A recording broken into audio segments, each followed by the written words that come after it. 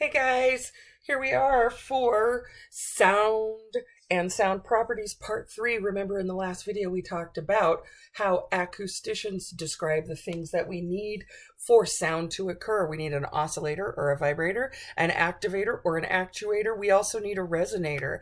And so when we're taking a look at how acousticians talk about musical instruments, they categorize them by the oscillator, the substance that's set into motion.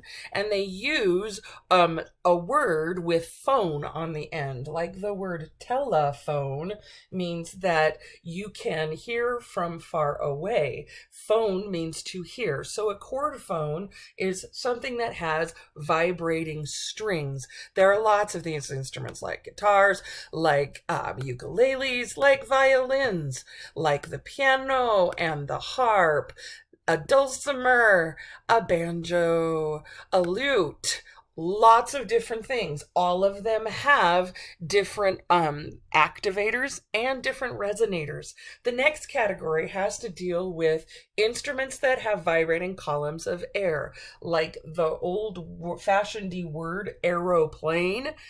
This means to hear the air that's vibrating. These are instruments like the trumpet and the tuba, the French horn, the trombone. We have things like clarinets, and we also have things like oboes, bassoons, and flutes. So I have them on two separate sides because all of the instruments on the left side of the screen are all brass instruments.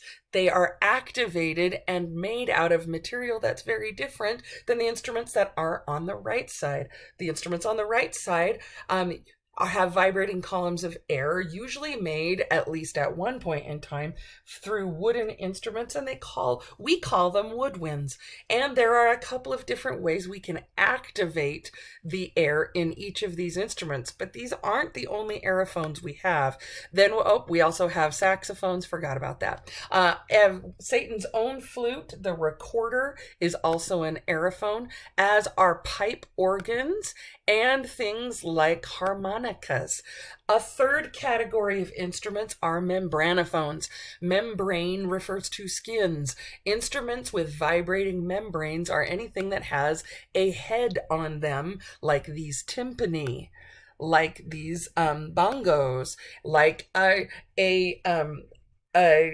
drum that can have like a big surface like a bass drum, or even a smaller set of drums. These are congas and bongos. Idiophones are another set. These are instruments that vibrate in and of themselves. A triangle is an idiophone. You hit that triangle, the entire triangle vibrates. That's what makes the sound. A xylophone, even if it's one that your younger brother and sister uses, that's an idiophone.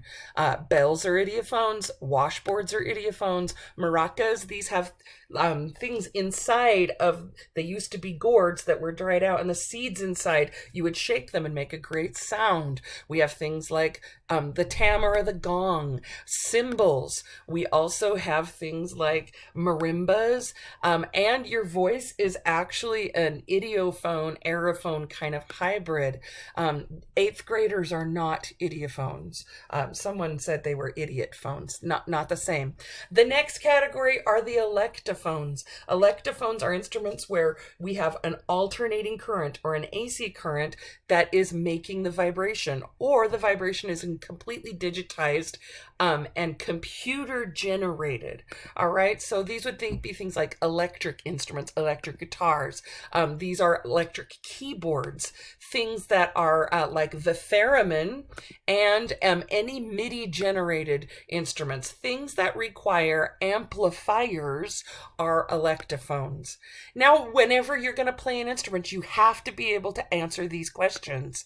What are the vibrator, activator, and resonator on the instrument that you're going to be playing? You need to be able to identify those. Also, how many different ways can you change pitch on the instrument you're going to play? Where are the high pitches made? What do you have to do to make low pitches? Do you know that you will need to tune the instrument? Do you know how to do that?